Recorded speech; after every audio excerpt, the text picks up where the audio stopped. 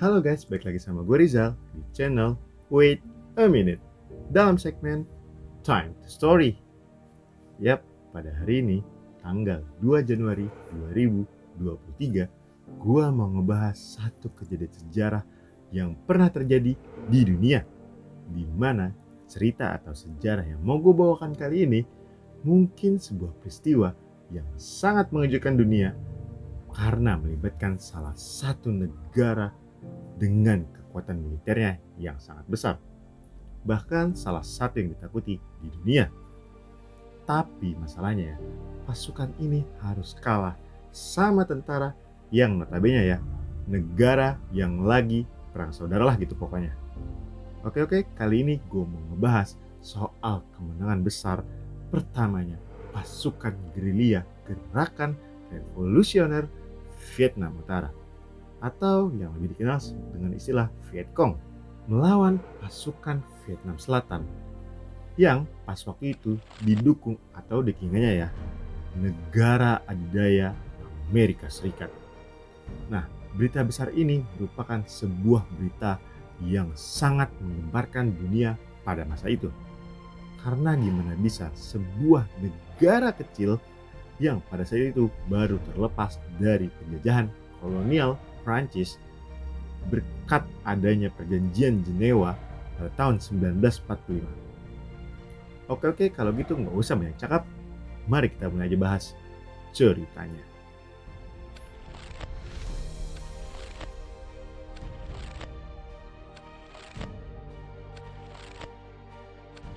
Perang Vietnam atau yang sering dikenal dengan istilah Perang Indochina Kedua. Nah, kalau Perang Indochina pertama sendiri terjadi antara Vietnam melawan pasukan Prancis pas tahun 1947 sampai 1954. Sebenarnya secara konflik, Perang Indochina ini sendiri merupakan perang saudara antara Vietnam Utara yang pada saat itu dipegang oleh Ho Chi Minh melawan Vietnam Selatan yang pada saat itu dipimpin oleh Kaisar Bao Dai. Nah, awal mulai perpecahan Vietnam sendiri ini terjadi antara Ho Chi Minh selaku tokoh pimpinan politik di Vietnam ingin agar negaranya terbebas dari penjajahan dan memiliki kemerdekaan penuh atas negara Vietnam.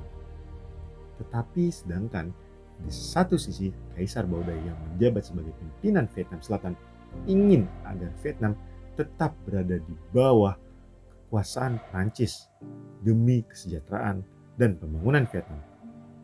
Nah, Perang Indochina Kedua ini terjadi dari tahun 1955 hingga tahun 1975. Berawal dari lengsernya Kaisar Bao Dai dalam satu referendum yang mengakibatkan Perdana Menteri Ngo Dinh Diem serta membuat beliau mengangkat dirinya sendiri sebagai Presiden Vietnam Selatan dan juga memproklamirkan Republik Vietnam pada tanggal 25 Oktober 1955. Nah, karena sang tokoh politik Ho Chi Minh inilah yang tetap dan tegas agar menyatukan negara Vietnam Selatan serta Vietnam Utara menjadi negara yang merdeka dan berdaulat dan terlepas dari campur tangan negara lain, maka terpecahlah Perang Indochina antara pasukan Vietcong dengan pasukan Vietnam Selatan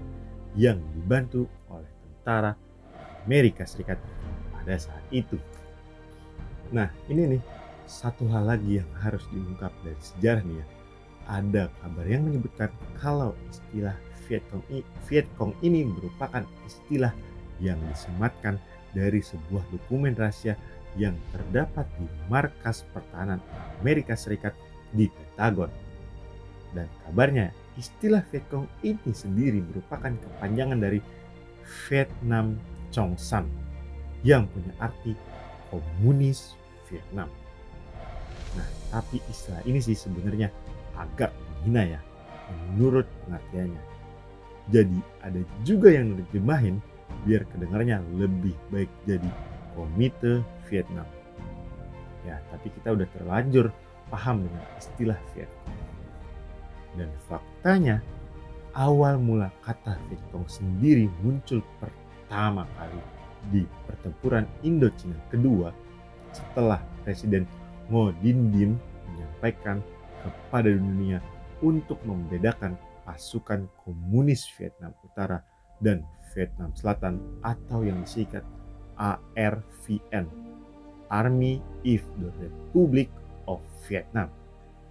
Padahal nih ya, awalnya pasukan Vietnam Utara sendiri nih ya, punya sebutan sendiri yang bahkan sudah ada pada tahun 1941, yaitu Viet Minh, yang merupakan singkatan dari Vietnam Chi Lam Minh Hoi, atau kalau diartiin jadi Liga untuk Kemerdekaan Vietnam.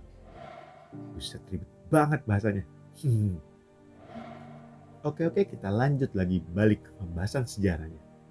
Pertempuran Indochina kedua dan kemenangan besar pasukan Vietnam Utara atau dikenal dengan istilah Vietcong tersebut juga masuk dalam peristiwa dan kejadian penting pada tanggal 2 Januari dalam kalender Gregorian atau kalender umum yang digunakan di seluruh dunia pada umumnya. Peristiwa ini juga menggemparkan seluruh dunia. Kok bisa sih negara adidaya sekelas Amerika Serikat bisa kalah melawan Vietnam? Apalagi pada saat itu perang dingin antara blok barat dengan blok timur memanas antara Uni Soviet dan Amerika Serikat. Nah, pada tanggal 2 Januari 1963, pasukan reguler tentara dan pengawal sipil dari Republik Vietnam menggunakan batalion berusaha untuk menyerang pasukan Vietnam Utara atau Vietcong di desa Ap Bac di provinsi Dinh Thuong yang berjarak 35 mil barat daya dengan kota Saigon di Delta Mekong. Semoga penyebutan gue bener kali ya. Nah, dalam pertempuran ini pasukan Vietcong ternyata sempat dapat bantuan dari negara-negara yang berpaham komunis berupa artileri, seragam anti peluru, dan bahkan sampai helikopter. Nah, bukan cuma itu aja, ternyata terdapat perbedaan jumlah pasukan dan bahkan senjata yang dipakai. Nah, di sini udah kelihatan perbedaannya. Makanya Vietnam Utara bisa gampang buat ngalahin pasukan Vietnam Selatan. Nah, pas pertempuran di desa Ap Bac ini sendiri, ternyata pasukan Vietnam Selatan yang lebih banyak memakan korban. Korbannya ternyata bukan cuma dari pihak Vietnam Selatan aja, bahkan dari pihak Amerika Serikat juga memakan korban, yaitu terdapat 3 penasehatnya yang gugur dalam perang. Antara lain, Letnan Kolonel John P. Vann, seorang penasihat senior Angkatan Darat Amerika Serikat. Yang kedua, Kapten Fletcher Ware dan Sersan Russell Capit.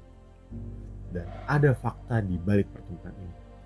Faktanya, pertempuran yang terjadi di Vietnam tersebut merupakan pertempuran yang paling berdarah dan paling mahal yang diikuti atau dilakukan oleh Amerika Serikat.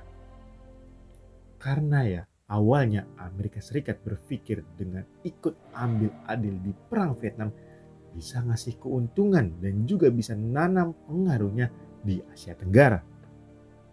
Malah justru ngebuat Amerika Serikat mengalami kerugian dari segi ekonomi dan kerugian dari segi personil tentaranya.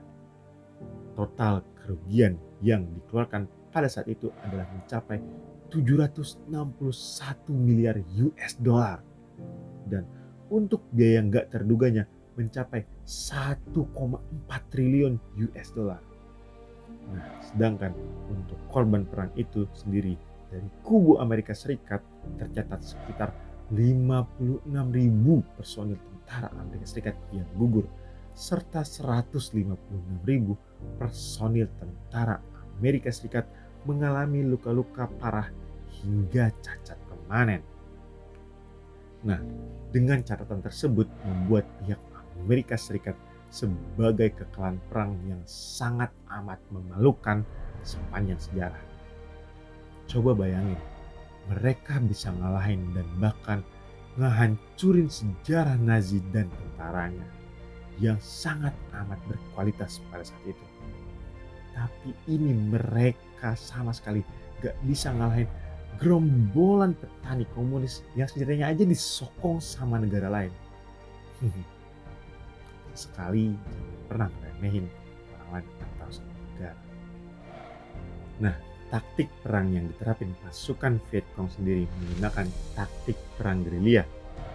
Bukan cuma itu aja, pasukan Viet Cong juga merekrut para petani yang sudah baik dan juga diajarkan menggunakan senjata api. Dengan penampilan seperti warga sipil, siapa sangka ternyata mereka adalah pasukan Viet Cong yang sedang menyamar. Selain taktik tersebut, ternyata pasukan Viet Cong juga membuat bunker-bunker serta terowongan yang saling terhubung dengan beberapa ruang yang terdapat di bawah tanah. Yang menariknya ya, ukuran bunker tersebut sangatlah kecil sehingga tentara Amerika tidak dapat memasuki bunker tersebut. Pasukan Viet Cong juga memasang perangkap yang sudah disiapkan di medan perang, mulai dari bambu runcing, ranjau, granat, bahkan sampai peluru. Mereka juga lebih memilih untuk melukai tentara Amerika daripada harus membunuhnya. Karena dengan ini membuat pasukan Amerika merasa sangat frustasi.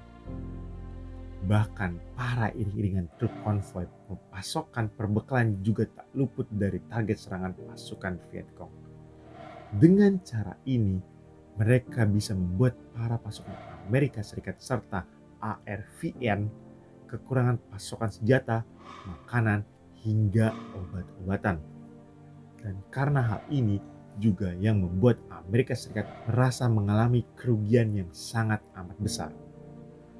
Nah, dalam pertempuran yang terjadi di Apec ini ya, Vietnam Utara yang mendapat dukungan dari Tiongkok, Uni Soviet, Korea Utara, Mongolia, dan Kuba berhasil meraih puncak kemenangan besar pertamanya selama Perang Vietnam karena telah berhasil mengalahkan pasukan dari Republik Vietnam yang didukung oleh Amerika Serikat, Korea Selatan, Thailand, Australia, Selandia Baru, dan Filipina. Dalam perebutan wilayah untuk dijadikan sebagai kekuasaan di bawah komunis. Pertempuran ini berlangsung selama berbulan-bulan yang mengakibatkan semua pasukan gabungan Vietnam Selatan menjadi santapan peluru. Walaupun pasukan Vietnam Selatan lebih banyak, akan tetapi mereka disebutkan kurang agresif. Serta terdapat 5 helikopter milik Amerika Serikat yang berhasil ditembak jatuh.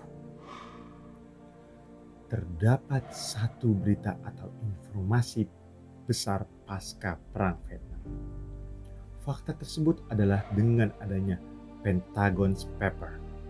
Dokumen ini disusun pada masa Presiden Lyndon Johnson yang memiliki judul resmi Report of the Secretary of Defense Vietnam Task Force.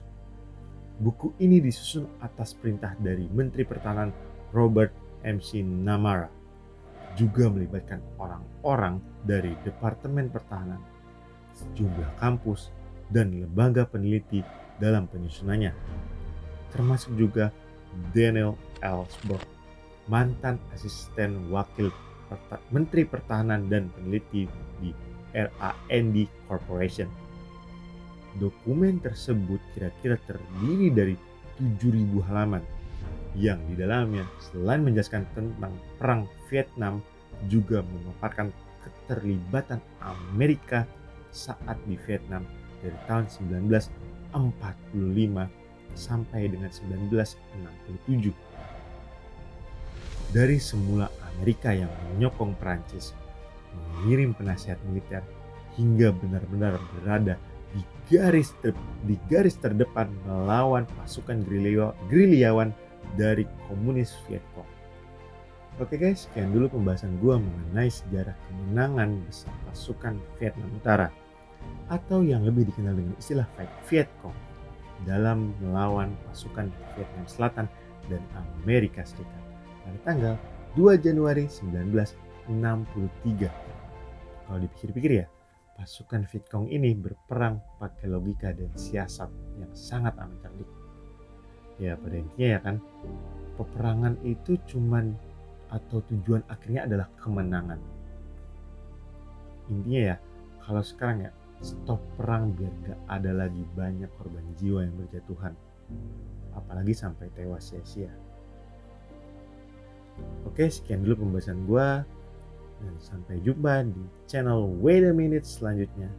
Jangan lupa like, komen, dan subscribe channel gue supaya gue makin semangat aja kali ya buat ngebahas sejarah-sejarah di hari-hari berikutnya.